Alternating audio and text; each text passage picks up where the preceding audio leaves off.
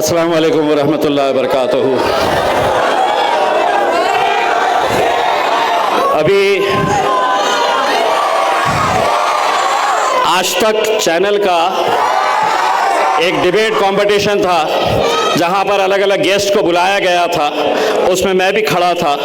तो शिवसेना के एक लीडर ने कहा कि नहीं, MIM ये जातिवादी पार्टी है। मैं बोला ओहो,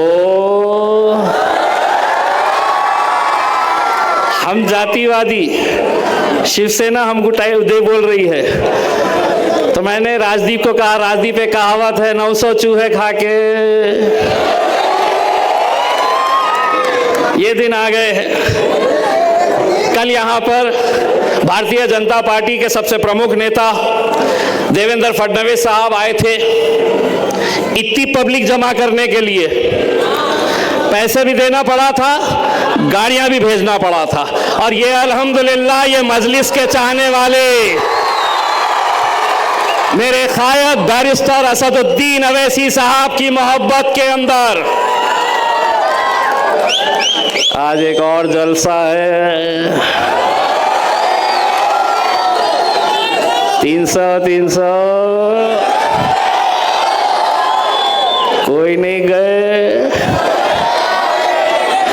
मेरे भाइयों, अल्हम्दुलिल्लाह यही आपका जोश, यही आपका जुनून, यही आपकी दीवानगी, यही आपकी मोहब्बत मजलिस को आज पूरे महाराष्ट्र के अंदर अगर सबसे ज़्यादा ताकत कहीं पर मिली है तो हैदराबाद के बाद असद भाई यकीन के साथ मैं कह सकता हूं कि ये दीवानों ने औरंगाबाद के अंदर मजलिस को मजबूत किया है करके। उसमें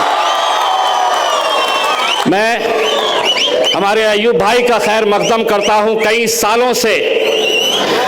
सालों से वो कांग्रेस के साथ थे, लेकिन आज सिर्फ इत्तेहाद की खातिर वो यहाँ पर मजलिस का दामन उन्होंने थामा है।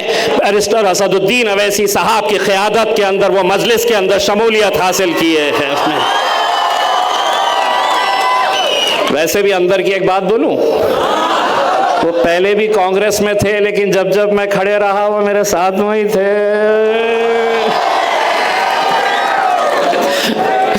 मेरे भाई, आज ये इलेक्शन हम लोगों के लिए बहुत मायने रखता है। वो इसलिए मायने रखता है कि ये क़यादत को ख़त्म करने के लिए कैसी कैसी साजिशें रची जा रही है, आप अच्छी तरह से जानते हैं। पूरे महाराष्ट्र के अंदर सबसे ज़्यादा मुसलमान उम्मीदवार अगर कहीं खड़े किए गए थे तो वो औरंगाबाद की ईस्ट कॉन्स्टिट्यूएंसी के अंदर 28 मुसलमान उम्मीदवार सिर्फ इस इरादे से खड़े किए गए कि यहाँ पर मजलिस इत्तेहादुल मुस्लिमीन ने जीतना नहीं चाहिए। यही इरादा था। रहने दीजिए साहब।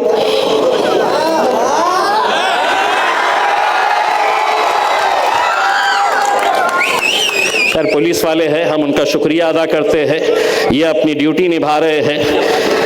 लेकिन उन्हें क्या पता है कि असद भाई को सिक्योरिटी होने के बावजूद भी वो पब्लिक के बीच में घुस जाते हैं, क्योंकि उन्हें मालूम है कि ये दीवानगी अगर है तो हम है, अगर आप नहीं तो हम कुछ नहीं है मेरे भाई।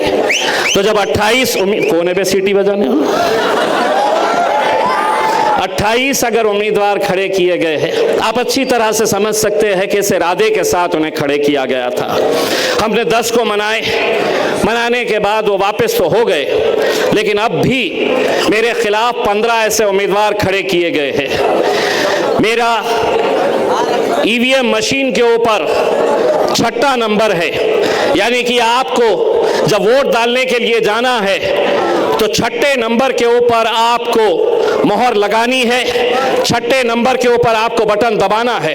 एक साजिश और कैसी की गई है, 7वें नंबर के ऊपर मजलिस इत्तेहादुल मुस्लिमीन से मिलता जुलता हुआ नाम है, ऑल इंडिया मजलिस से कोई नाम है, यानी कि लोग ये कंफ्यूज रहे कि 6ठे नंबर के ऊपर मजलिस है या 7वें के ऊपर, तो जानबूझकर 7वें नंबर के ऊपर मजलिस से मिलता जुलता हुआ नाम रखा गया है ताकि लोग गलती से, लेकिन मुझे पूरा यकीन है कि 20 तारीख के दिन छठे नंबर के ऊपर मोहर लगाकर अच्छे अच्छों के छक्के छुड़ाना है। कैसी जहां जहां महफिल सज रही है, वो शिवसेना की हो, भाजपा की हो, कांग्रेस की हो या पंचर साइकिल वाले की हो, महफिल उनकी सज रही, चर्चा। कल देवेंद्र फडणवीस साहब मेरे भाई मुख्यमंत्री रह चुके हैं, शहर को पानी कब मिलने वाला है ये बोलो, लेकिन बोल क्या रहे? ए अवैसी, जवाब सुन, ए देवेंद्र, पानी, रोजगार, महंगाई, इन मुद्दों के ऊपर बात करो मेरे राजा। वो राज ठाकरे कई दूसरे शहर में भाषण दे रहा है, दूसरे, और बोल रहा थे, बघितलं का ते खासदार कशी मोठी रॅली मुंबईला घेऊन आला होता, त्याची हिम्मत कशी झाली होती। अरे छोटे, तूने हमारी हिम्मत देखा कहाँ है रे राजा? क्या है कि इलेक्शन भाई आपका है, आप अपने मुद्दे बात करिए ना। आप हमारे बगैर आपको नींद क्यों नहीं आती है? बस हमारे ही चर्चा करते रहते हैं। अब आपको ये जिम्मेदारी निभाना है। 20 तारीख के दिन, 20 तारीख से पहले आपके इस मोहल्ले में, हर इलाके, हर बस्ती के अंदर आपको चौकन्ना रहना है। भारतीय जनता पार्टी ने लोकसभा के वक्त एक ऐसा हथकंडा अपनाया था कि गरीब बस्तियों में जाकर वहां पर लोगों के इलेक्शन कार्ड लेना, आधार कार्ड जमा करना, उसके बदले में 300 रुपये, 500 रुपये, और जिसका इलेक्शन कार्ड लिया जा रहा है उसके ऊपर स्याही लगाई जा रही है, इंक लगाई जा रही है, और ये कहा जा रहा है अब तुम्हें वोट देने की जरूरत नहीं है। 300 रुपये, 500 रुपये में ये खेल खेला जा रहा है। 2 दिन पहले हमें शिकायत मिली थी कि ऐसे ही किसी मोहल्ले के अंदर कुछ मुसलमानों को यह जिम्मेदारी दी गई है कि वो गरीब इलाकों में जाए, गरीब घरों में जाए और ये इलेक्शन कार्ड जमा करे। आप लोगों को जिम्मेदारी के साथ चौकन्ना रहना है, और अगर कोई आया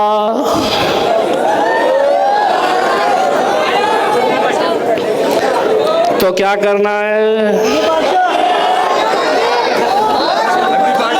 मैंने नहीं बोला, इन्हें बोल रहा आंधी पाशा करना है करके।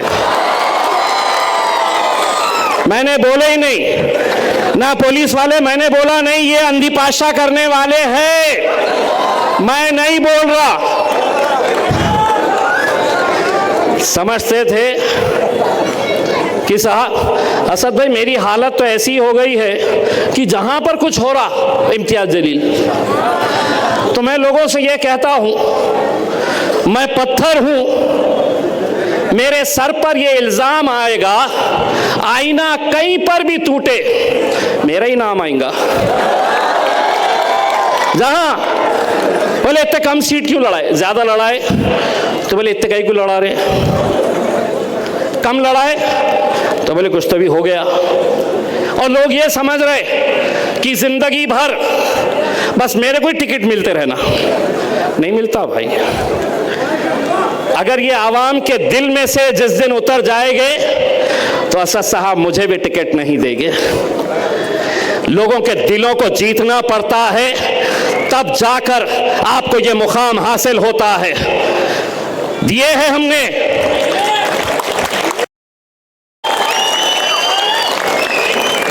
मेरे बारे में तो ये कहा गया था, बोले अतुल सावे को जिताने के लिए सबसे कमजोर कैंडिडेट को देंगे इन्हें इम्तियाज जलील। मैं खुद आ गया, सबसे कमजोर कैंडिडेट।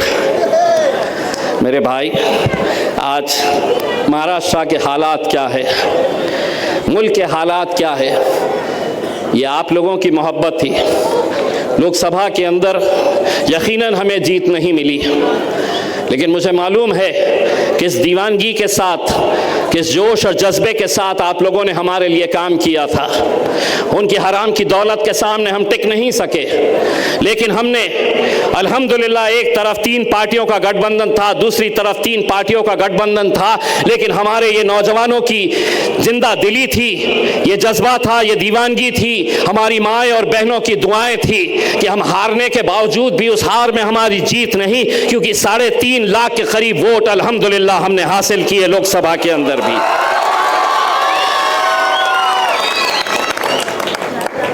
पैसे देके खड़े किए गए, रिक्शा चला रहा, सब्जी बेच रहा, टैंकर चला रहा, क्या बोले तो आमदार बनना है। मुझे मालूम है किसने किया है। सावे साहब, लगा लो कितना पैसा लगा सकते हो, किस किस के ऊपर लगा सकते हैं, लगा लो। हुआ ये है कि लोकसभा के वक्त ये कितने ऐसे नौजवान हैं जिन्होंने अपने घर में रंग लाकर रखा था कि हम नतीजा आएगा तो हम जश्न मनाएंगे। मैंने अभी 2 दिन पहले हरसूल के एक छोटे से बच्चे का किस्सा सुनाया। रात में सोते वक्त उसने अपने तकिए के नीचे एक छोटी सी प्लास्टिक की थैली के अंदर हरा रंग रखा, एक झंडा अपने तकिए के नीचे रखा और अपनी माँ से कहा कि सुबह जल्दी उठाना, मुझे इम्तियाज जलील की जीत का जश्न मनाना है। लेकिन अल्लाह को कुछ और मंजूर था मेरे भाई। यकीनन अल्लाह के बगैर, अल्लाह की मर्जी के बगैर पत्ता भी नहीं हिलता है। अगर उसने हमारी हार लिखी थी तो कहीं ना कहीं आगे कुछ ना कुछ बेहतर लिखा होगा। इस वजह से वहां पर हमें हार का सामना करना पड़ा। लेकिन आज हो सकता है कि मसलहत कुछ और होगी। हमें महाराष्ट्र की विधानसभा के अंदर जाना होगा और महाराष्ट्र की विधानसभा के अंदर जाकर उस मुख्यमंत्री की आंखों में आंखें डालकर पूछना होगा जिसने हमारे नबी करीम सल्लल्लाहु अलैहि वसल्लम के खिलाफ जिसने गुस्ताखी की, उसकी पीठ थपथपाकर उन्होंने कहा था कि तुझा केशाला ही हाथ लाऊ देनार नहीं, तेरे बाल को भी धक्का नहीं लगने देंगे। हे मुख्यमंत्री,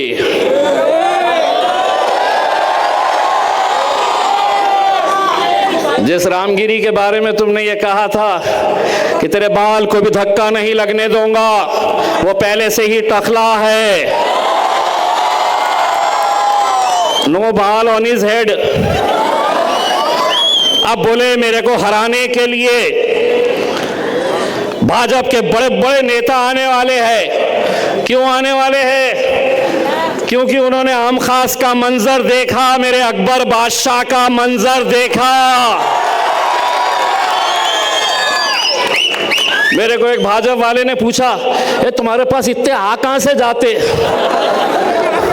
मैंने कहा उस आम खास मैदान के ऊपर नरेंद्र मोदी आ जाए, योगी आ जाए, देवेंद्र आ जाए, जब तक तुम पैसा देंगे नहीं, गाड़ियां भेजेंगे नहीं, आम खास भर नहीं सकते। आम खास अगर भरने की ताकत किसी में है तो मेरे अकबर में, मेरे असद अवैसी के अंदर ही वो ताकत है। अल्हम्दुलिल्लाह आज असद भाई यहाँ पे है, फिर 14 को भी आएंगे, फिर 15 को उनका आखिरी रहेगा, अच्छे अच्छों की बजा के जाएंगे, फिर 16 को अल्हम्दुलिल्लाह अल्हम्दुलिल्लाह अल्हम्दुलिल्लाह अल्हम्दुलिल्लाह मुफ्ती सलमान अजहरी साहब भी इंशाअल्लाह औरंगाबाद तशरीफ लाएंगे। इससे बढ़कर हमारे लिए और क्या खुशी की बात हो सकती है कि सलमान अज़हरी साहब ने खुद मुझे फ़ोन करके कहा कि इम्तियाज़ भाई, जब हमारे ताल्लुक़ से कोई मुंह खोलने के लिए तैयार नहीं था, आपने हुकूमत की आंखों में आंखें डालकर ये मांगनी की थी कि मौलाना सलमान अज़हरी साहब को रिहा किया जाए। 16 को मुफ्ती सलमान अज़हरी साहब और 17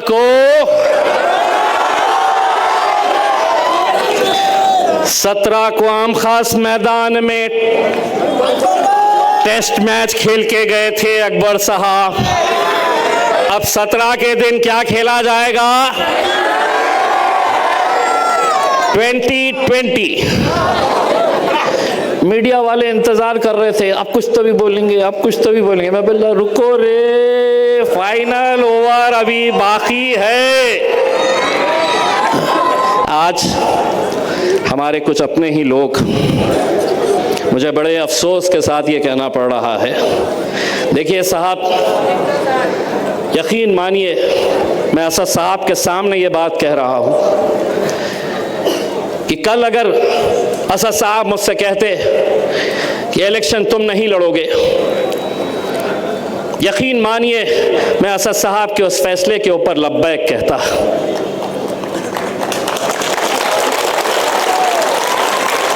मैं ख़तई अपने मजलिस के खिलाफ मुखालिफत नहीं करता, और जो लोग आज मुखालिफत कर रहे हैं, जो लोग महफिलें सजाकर मेरे बारे में रोज रात में होटलों में चौराहों पर बैठकर जो बुराई कर रहे हैं, सुनो जरा संभल कर अपनों से हमारी बुराई करना।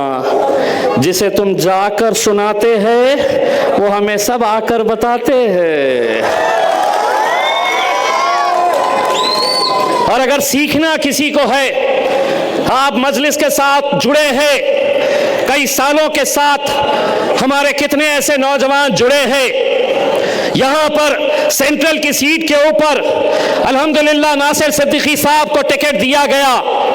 दावेदार और भी लोग थे, जिसमें समीर साजिद बिल्डर भी था, लेकिन जब नासिर सिद्दीकी को दिया टिकट तो समीर साजिद ने कहा कि सदर का फैसला है, मैं लब्बैक कहता हूं। क़यादत ऐसे खड़े होती है मेरे भाई। हम कब तक ऐसे ही एक दूसरे के ऊपर इल्ज़ाम लगाते रहेंगे? महाराष्ट्र के अंदर जिनको टिकट नहीं दिया गया, मेरे ऊपर ये इल्ज़ाम लगाए जा रहे, लेकिन मैं मजलिस इत्तेहादुल मुस्लिमीन का एक अदना सा सिपाही हूँ। बैरिस्टर असदुद्दीन अवैसी साहब का एक अदना सा छोटा सा सिपाही हूँ, जो उनके हुक्म के हिसाब से काम करता है। असद साहब ने कहा अगर हम 16 सीटें लड़ेंगे तो हम 16 सीटें लड़ेंगे, लेकिन कई ऐसी जगह है जहां पर हमारे उम्मीदवारों ने इंडिपेंडेंट फॉर्म भर दिए हैं। कई ऐसे हैं जिन्होंने डुप्लीकेट फॉर्म बनाकर नकली सिग्नेचर मार के परवनी के अंदर फॉर्म भरा गया है। हमने उस शख्स के खिलाफ FIR दर्ज कराए हैं। मेरे भाई, आप लोगों को बस इतना कहना चाहूँगा कि 20 तारीख के दिन अगर हम अपना वोट बांट दिए, अगर हमारा वोट तकसीम हो गया, तो आप समझ लीजिएगा कि जितने भी वोट किसी दूसरे जमात को जाएंगे, दूसरी पार्टीज को जाएंगे, तो आप ये समझ लीजिएगा कि वो direct vote Bharatiya Janata party के मदद के लिए, भारतीय जनता पार्टी को वो वोट जाएगा। अगर हम मुत्तहिद रहे, अगर हम एक ताकत बनकर खड़े रहे, यकीन मानिए दुनिया की कोई ताकत नहीं हरा सकती है हमें, बशर्ते हम सबको एक प्लेटफॉर्म के ऊपर आना है। बहुत सारे लोग अपनी तो पतंग है, पतंग उड़ती कैसा है? अरे मांझा लगता ना, मांझा कहां कहां से आने वाला है मेरे को भी मालूम है। बहुत सारे लोग लेके आने वाले हैं मांझा। 20 तारीख के दिन क्या होगा? क्या उड़ेगी? कैसे उड़ेगी? बस आप लोग 20 तारीख के दिन अपनी जिम्मेदारी समझिए, हमारी माँ बहनों को ये जिम्मेदारी दीजिएगा कि सवेरे फजर की नमाज पढ़ने के फ़ौरन बाद वो पोलिंग बूथ के ऊपर आ जाए। और अगर हमारा वोटिंग परसेंटेज अगर हम नहीं बढ़ा सके तो मेरे भाई, मैं आज ही आपको बता सकता हूँ, अगर हमारा वोटिंग परसेंटेज नहीं बढ़ा तो यकीन मानिए वहाँ पे जिस तरीके की साजिशें हो रही है, हम नहीं जीत पाएंगे। हम नहीं जीत पाएंगे अगर हमारे इलाकों के अंदर हम 75% 80% तक अगर हमारा वोटिंग नहीं लेकर गए। एक एक शख्स की ये जिम्मेदारी है, वरना हमें बड़ा अफसोस के साथ ये कहना पड़ रहा है, लोकसभा के ऐसी कई इलाके थे कि जहां पर 52%, 54%, 55% वोटिंग हुई है। ये इलेक्शन मेरे और आपके वजूद का है, हमारी पहचान का है, हमारी शिनाख्त का है। लोकसभा के अंदर कितने सारे एमपीज हैं मुसलमानों के, लेकिन बोलने वाला सिर्फ एक ही है और वो मेरा कायद बैरिस्टर असदुद्दीन अवैसी है। मेरे भाइयों, इस विधानसभा के अंदर भी बहुत सारे एमएलएस मुसलमानों के जाएंगे, लेकिन बोलने वाले चाहिए, वो बोलने वाले जो हुकूमत की आंखों में आंखें डालकर सवाल कर सकेंगे। मैं तमाम उलमाए किराम का जो हमारे सरों का ताज है, मैं उनसे ये अदबन गुजारिश करना चाहूँगा, ये कौम पूरी आपके पीछे चलती है, हम आपका एहतराम करते हैं, हम आपके हुक्म की ताबीर करते हैं। आपसे ये हम इल्तिजा करते हैं कि आप अपने नौजवानों को जोश और होश दोनों के साथ मिलकर ये इलेक्शन कैसा लड़ना है इसकी ताकीद करिएगा। एक एक वोट कीमती है मेरे भाई, खतरे खतरे से दरिया बनती है और इंशाल्लाह 20 तारीख के दिन ये दरिया बनेगी। और 23 तारीख के दिन जो रंग तुमने लोकसभा के लिए ला कर रखा था अपने घरों के अंदर, इंशाल्लाह 23 तारीख के दिन धूमधाम से हम जश्न मनाएंगे। नारे तकबीर, हाथ ऊंचा करके नारे तकबीर, नारे तकबीर। बहुत बहुत शुक्रिया। आखिर दावा अल्हम्दुलिल्लाह।